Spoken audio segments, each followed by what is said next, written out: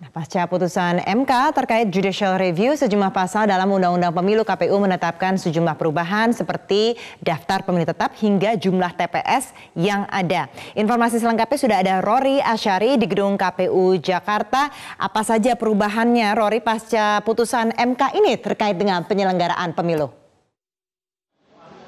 Ada sejumlah perubahan ini terkait dengan penyelenggaraan pemilu, mulai dari DPT, jumlah daftar pemilih tetap hingga jumlah TPS, dan nantinya tentunya akan dibahas DPTB, daftar pemilih tambahan, dan juga DPK, daftar pemilih khusus.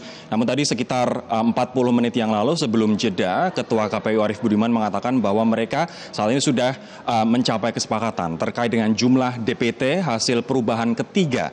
Namun dikarenakan pleno ini masih berlangsung, maka tentu saja perubahan pun masih bisa terjadi nanti. Namun yang jelas tadi sebelum jeda, Arief Budiman menyatakan bahwa DPT bertambah 9.640 pemilih dari awalnya berjumlah 190.770.329 pemilih menjadi 190.779.969 pemilih.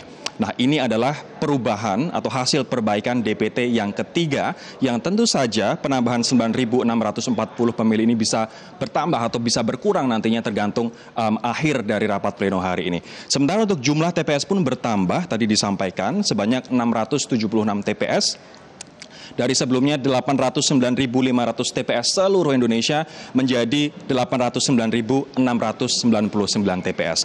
Itu tadi dua hal krusial, yakni terkait dengan penambahan DPT dan juga penambahan TPS sampai dengan saat ini. Tentu saja kita masih menunggu Andi ini terkait dengan perubahan-perubahan yang lain terkait dengan penyelenggaraan pemilu.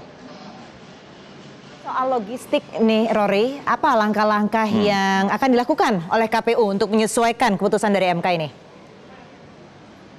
Putusan dari MK seperti mengubah peta bagi mereka yang sebelumnya tidak bisa mencoblos dikarenakan masalah administrasi, sekarang bisa mencoblos. Ini terkait dengan DPTB misalnya, masyarakat yang pindah TPS dikarenakan mereka mendapatkan tugas atau sakit, ataupun misalnya terkena musibah, diberikan waktu sampai dengan 10 April 2019.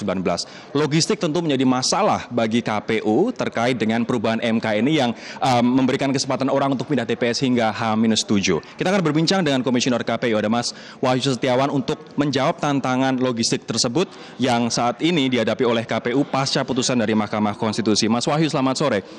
Terkait dengan tantangan logistik, Mas, untuk pindah TPS misalnya, ataupun mereka yang sebelumnya yang tidak punya IKTP tidak boleh memilih, sekarang boleh memilih dengan menggunakan surat keterangan. Akan ada tambahan begitu banyak pemilih nantinya. Tantangannya adalah logistik. Apa kemudian langkah-langkah KPU agar logistik ini bisa diselesaikan dengan waktu yang begitu singkat? Ya, tentu saja KPU sudah mengambil langkah-langkah pasca putusan Mahkamah Konstitusi. Semangat kita adalah semangat melayani pemilih menggunakan hak pilihnya. Tetapi memang secara objektif, realitas objektifnya menunjukkan bahwa bentuk pelayanan kepada pemilih pasca putusan Mahkamah Konstitusi kemungkinan tidak dapat kita layani 100%. Tidak dapat layani 100%, ini artinya untuk pemilih yang seperti apa, Mas? Ya, jadi seperti ini, ada empat situasi berdasarkan putusan Mahkamah Konstitusi untuk dapat dilayani. Tetapi yang jadi persoalan kita adalah bagaimana dengan pengadaan logistik, khususnya surat suara. Jadi perlu diketahui bahwa anggaran ada, tetapi pengadaan surat suara kita sedang menghitung, sehingga dalam rapat pleno ini nanti juga akan diputuskan pelayanan seperti apa yang dapat diberikan oleh KPU, pada skala prioritas apa pelayanan itu dapat diberikan.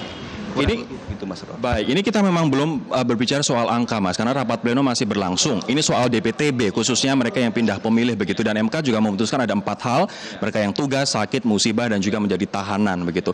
Kira-kira berapa jumlah surat suara yang dibutuhkan oleh KPU kalau misalnya sudah diprediksi ini sampai dengan H-7 orang bisa mengurus perpindahan TPS, Mas Wahyu?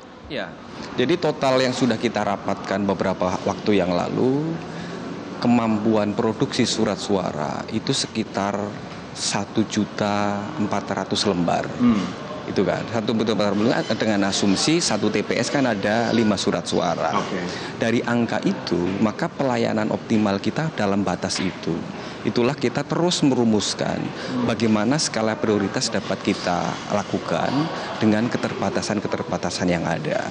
Tetapi yang perlu diketahui adalah sebelum putusan MK 30 hari sebelum pemungutan suara yang mengatur norma yang mengatur itu kan tetap berlaku.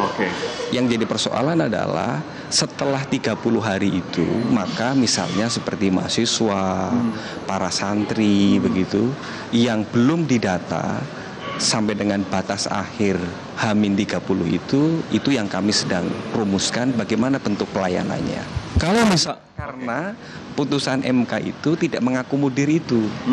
Mereka yang belajar atau di luar 4 kategori yang tadi disebutkan. Kategori itu, tetapi norma hukum sebelumnya terkait dengan pelayanan formulir A5 itu paling lambat H-30 itu tetap. Itu tetap. Baik. Tetapi yang jadi persoalan kita adalah bagaimana pasca putusan Mahkamah Konstitusi. Mas, ini yang menjadi masalah kemudian adalah juga mereka yang sudah mendapatkan formulir A5, sudah masuk dalam DPTB untuk pindah TPS begitu, dan juga mereka yang misalnya sekarang punyanya suket, surat keterangan dari Dukcapil, kemudian begitu mereka datang ke TPS, surat suaranya habis. Apa yang harus dilakukan oleh mereka? Tentu itu prosedur ya dalam pelayanan A5 itu. Jadi A5 itu hanya dapat dilayani setelah proses antrian dalam daftar DPT itu rampung, kemudian baru bisa dilayani. Itu pun dengan catatan jika surat suaranya tersedia.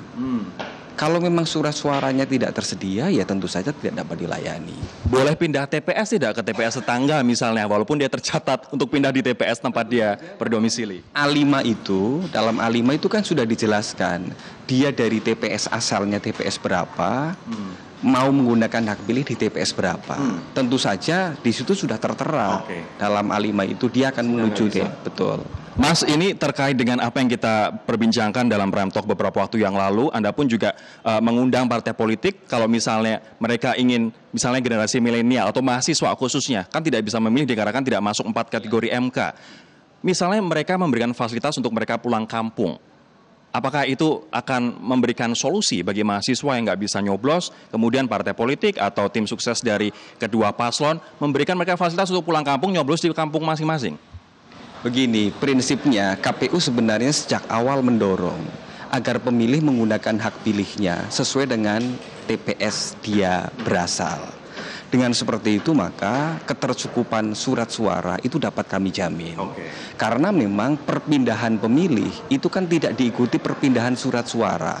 Jadi surat suara itu kan tetap ada di TPS asalnya.